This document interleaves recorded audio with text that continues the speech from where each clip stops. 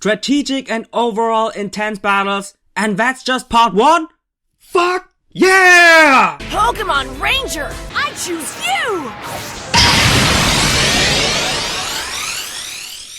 What's up guys, it's your Ranger Boy here, and I'm so glad to say this again after waiting for so long. Welcome to another review of the Pokemon X, Y, and Z anime.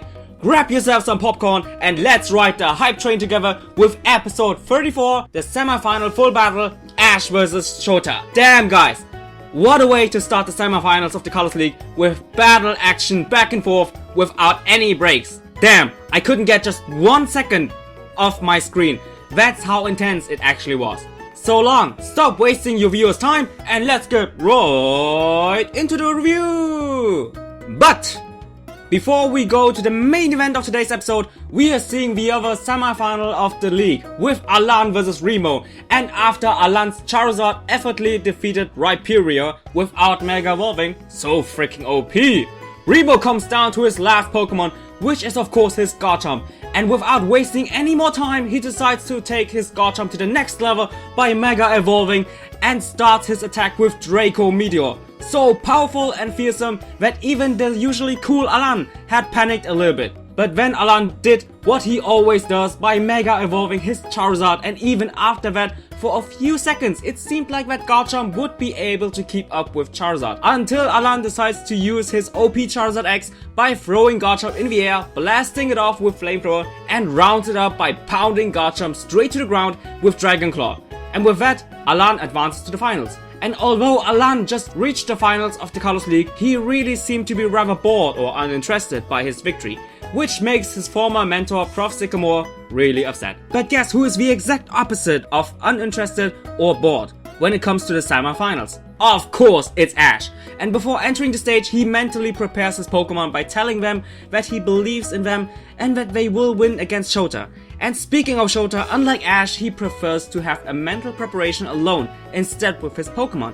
And I think by taking a last look in his notebook, he really seemed to have a planned strategy for Ash's unpredictable battle style. And you will see how well this strategy will work out. So now we have finally reached one of the main highlight battles in the KALOS League, Ash vs Shōta. And it begins with Hawlucha vs Slaking within a wood-like area. I especially really like Hawlucha's new wrestling outfit, and it seemed like that the day before, Hawlucha asked Serena to make it, and I gotta say, I love that little interaction. But let's start with the battle, and to be honest, I think Shōta using Slaking really was a risky move, not only when it comes to the type disadvantage, but also when it comes to the overall strategy.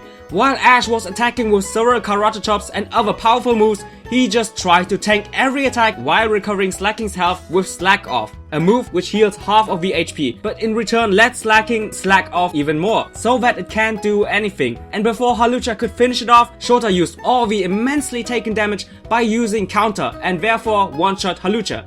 So despite the first victory going to Shōta, this risky Slaking strategy of his will show its negative effects in the next battle against Talonflame, since Ash continues to attack Slaking while Shōta still tried to use the same tactic again. But instead of one-shot Ash's Pokemon again, Slaking was too weakened to land a successful hit, and instead of that, Talonflame was able to use that opening for a fatal Brave Bird attack. Fortunately enough, Shōta has prepared something less risky for Talonflame by sending out Klarvitzer, and due to its immense speed and type advantage, it defeated Talonflame really quickly. To be honest, I didn't really like that battle since it was over really quick, but at the same time I can understand it. But no need to worry guys, because I can guarantee that the next battle will be epic, because it's Pikachu showtime! And with Pikachu entering the stage, we are witnessing the one thing which we all love and makes Ash so freaking unique compared to all the other trainers: his unpredictable battle style. He immediately uses his environment to his advantage and tries to make stealth attacks against Klarvitzer. But that won't be enough to defeat Klarvitzer for now, since it's also really quick. And after a Dragon Pulse Electro Ball clash, it's still not over. So what did Ash do? He used the same stealth tactic again, and although Klarvitzer catched Pikachu and was about to make a move, there was one moment which gave me freaking goosebumps. While being trapped, he used Electro Ball, just like against Clement back then in the very first episode of XY. Pure nostalgia, and then finished Klarvitzer off with his trademark Thunderstruck! Damn it! Thunderstruck! Sorry, I mean Thunderbolt! Man, that was amazing. But not only I am definitely impressed by this wonderful teamwork between Ash and Pikachu, but especially Professor Sycamore is impressed by that as well and calls it marvelous! And I guess all the other rivals of Ash agreed with Sycamore, and especially Shōta is so impressed and so glad that the old Ash has returned that he innerly states "Okaeri nasai boku no hakegari no hito," which means welcome back the person I admire. Wow. Wow. And although he also congratulated Ash directly, Ash states that it was really dangerous to do that and that he never could have done it if it wasn't for Pikachu. But no time for getting emotional, since it's time for Shōta's third Pokemon, which is his fearsome Aegislash. And Ash immediately tries the stealth tactic again, but Shōta then just uses Aegislash's Sacred Sword attack and mows down one tree after another. And unfortunately, this is the end of today's episode. Damn it!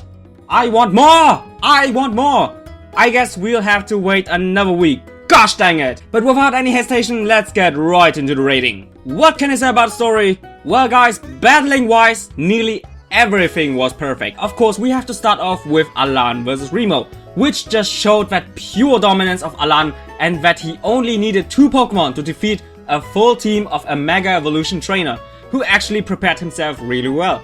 That just had one intention in mind, showing that Alan will be Ash's strongest obstacle to conquer the KALOS League. Next, of course, that Ash vs Shōta battle, and my fave battle obviously was Clawitzer vs Pikachu, with that unpredictable strategy of Ash, which we all love about him, and that XY episode 1 reference, gold.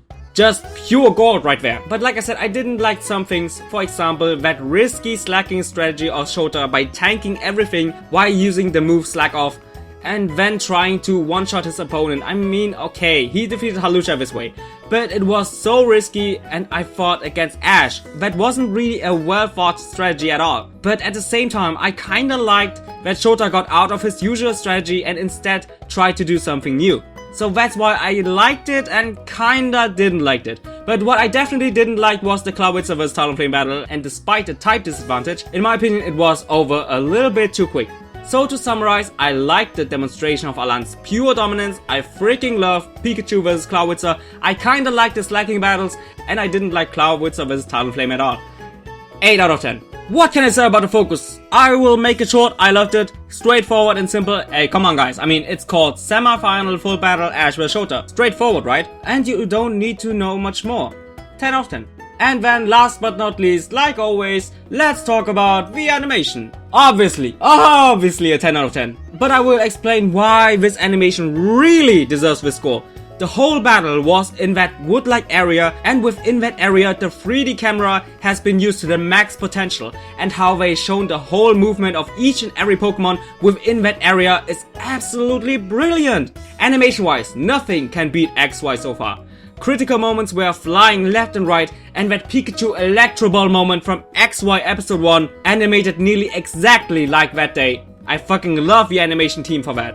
And of course, not to mention the emotional moment of Ash together with his Pokemon with light animation, and in pure contrast Shōta's inner moment alone with dark animation and shadowing. Absolutely love that contrast in animation.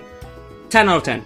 So in the end guys, this episode scores a 9.33 out of 10 with the recommendation. Oh guys, this episode was so much hype, and it really deserved that hype, and I just can't wait to see more, and I just can't wait for next week's episode. Gosh dang it, the preview of next week's episode even showed more stunning animation and even more epic moments, and I will look forward to it. So guys, I really hope that you enjoyed my review just like always, and see you guys in my comment section down below.